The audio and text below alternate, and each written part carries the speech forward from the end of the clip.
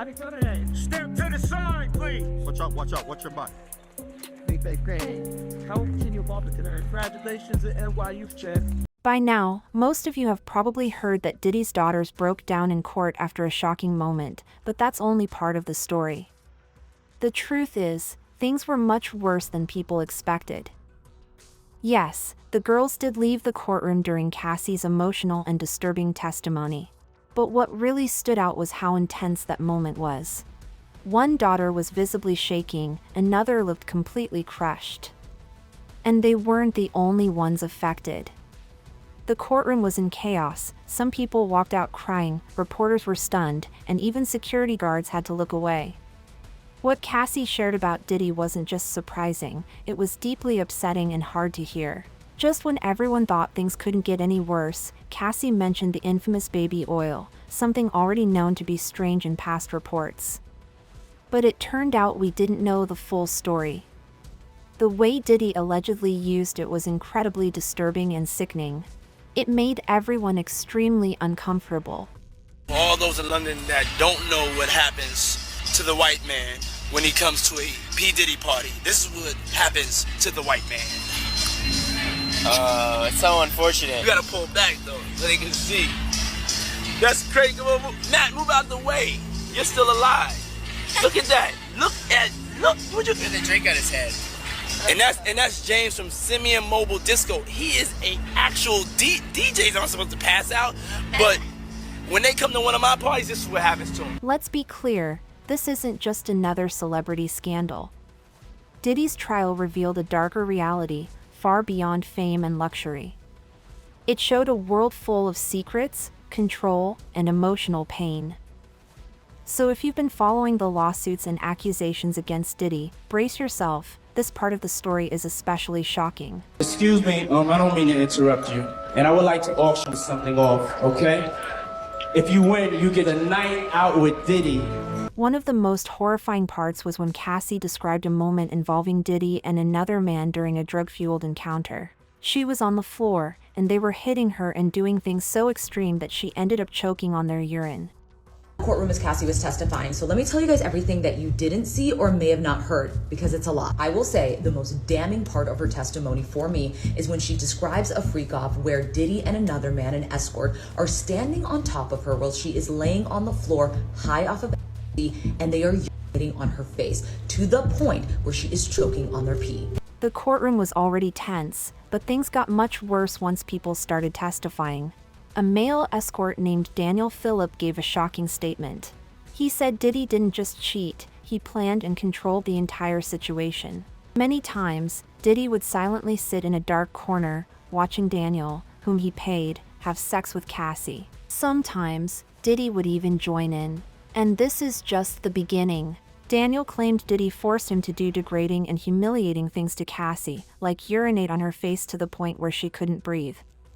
It was so disturbing that the judge had to cut the microphone, remove it from the official record, and pause the session for a break.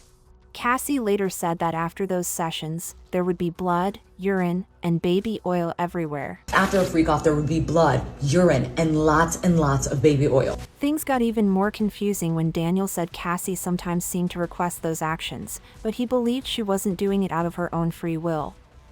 It seemed rehearsed, like she had been pressured or manipulated into saying those things. According to Daniel, Diddy treated these encounters like he was directing a music video. He was very specific about every detail. For example, sometimes he wanted 2 full bottles of oil used, other times only half a bottle. But the most heartbreaking part was seeing Diddy's 3 daughters in the courtroom.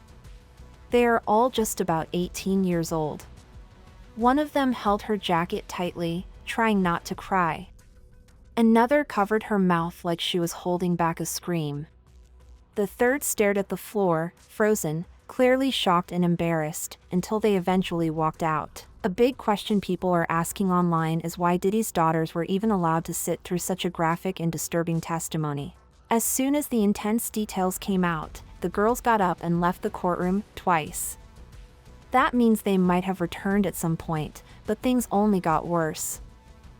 Many online believe it was irresponsible to have them there, calling it bad parenting and worrying about how the experience might affect their mental health. Watching their father's alleged actions described in such horrific detail was likely traumatizing. Honestly, many think they should not have been in the courtroom at all. Videos were shown today. Instead, jurors were handed personal screens so that they could privately see images taken from what Cassie called freak-off videos. Cassie had a binder on the stand with her, and she was going through images identifying people in them. Yes, it's important for them to know who their father really was, but no child should be put in that situation. No videos were played out loud in court. Instead, jurors were given private screens to view images from what Cassie called freak-off videos. Cassie brought a binder with her and identified people in the photos. And this was just one witness's account. The real shock came when Cassie herself took the stand. If you've made it this far, here's another warning: what she said was extremely disturbing and hard to forget. To give some context, on one side of the courtroom was Cassie's husband, Alex Fine. On the other side, 6 of Diddy's 7 kids sat listening as Cassie described having freak-offs weekly for years. The judge even had to cut her testimony short at times because the content, especially involving baby oil, was too disturbing. So, how bad was it? The kind of bad that leaves you shaken and emotionally drained.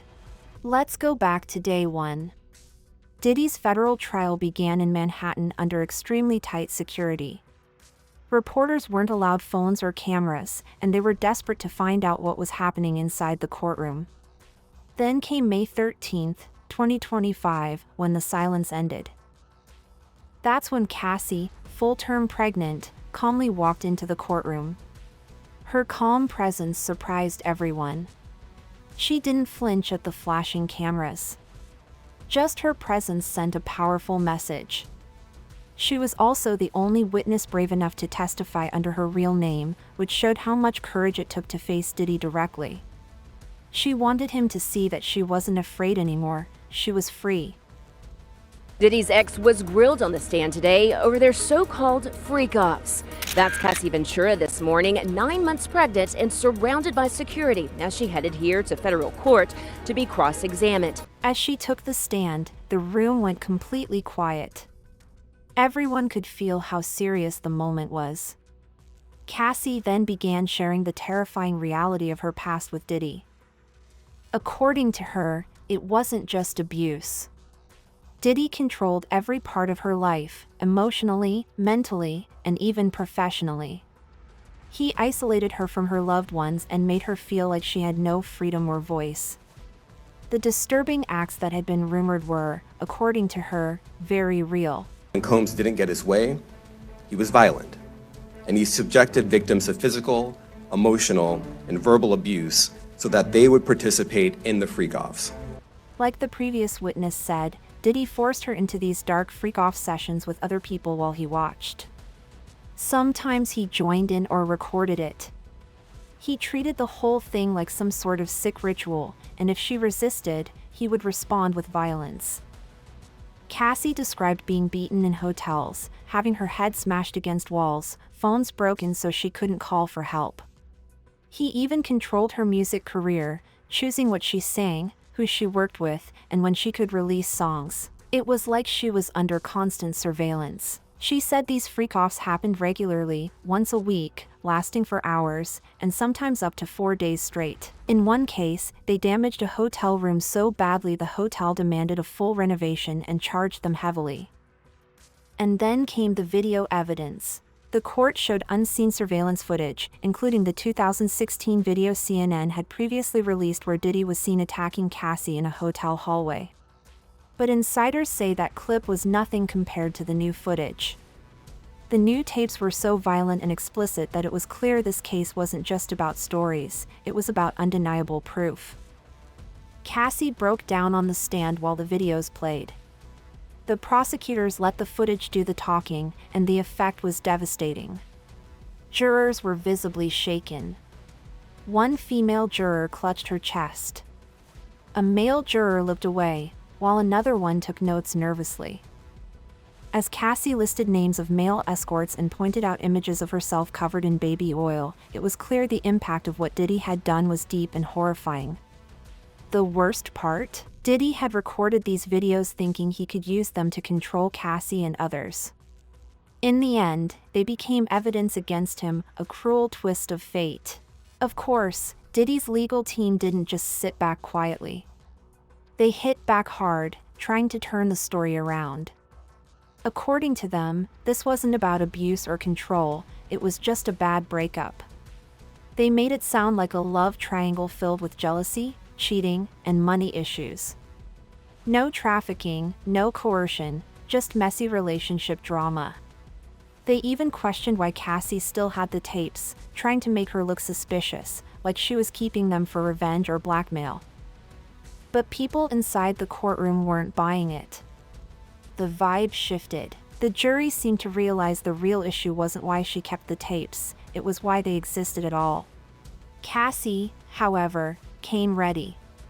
She answered every question, even the tough ones.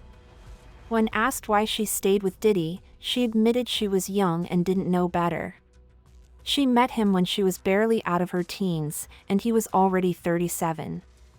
Back then, being around someone like Diddy felt like a dream come true. He had power, fame, and control over her music career. So when he started hitting on her, she gave in. Saying no felt like career suicide. She even said she loved him, and when he gave other women attention, she got jealous. So when he brought up the idea of the freak-offs, she agreed, just to please him and feel chosen. And when the abuse started, she convinced herself that if she behaved, he'd stop. But it didn't stop, it got worse. To those who still ask, why didn't she leave? Cassie explained she didn't have the money or safety to get out. She said Diddy had access to weapons and had made threats. She knew what he was capable of. At one point, he even threatened to release the tapes or harm her and Kid Cudi, saying he wouldn't do it himself, but it would happen while he was out of the country. The defense probably regretted asking that question, because her answer hit hard. Then came a moment that made headlines. Cassie's husband, Alex Fine, showed up in court. He stood tall in support of his wife. But later, the judge asked him to leave because he might be called to testify. Even so, his presence meant something. Cassie wasn't alone in that courtroom. But here's the thing, this was just day one, and it already felt like a full-blown documentary. Every moment was intense. Cassie was expected to testify for 3 days straight, and if this first day was anything to go by, it was only going to get more painful and more revealing. Still, not everyone in the room believed justice would be served. Some attendees said they thought Diddy might walk free, or at least get a lighter sentence. Why?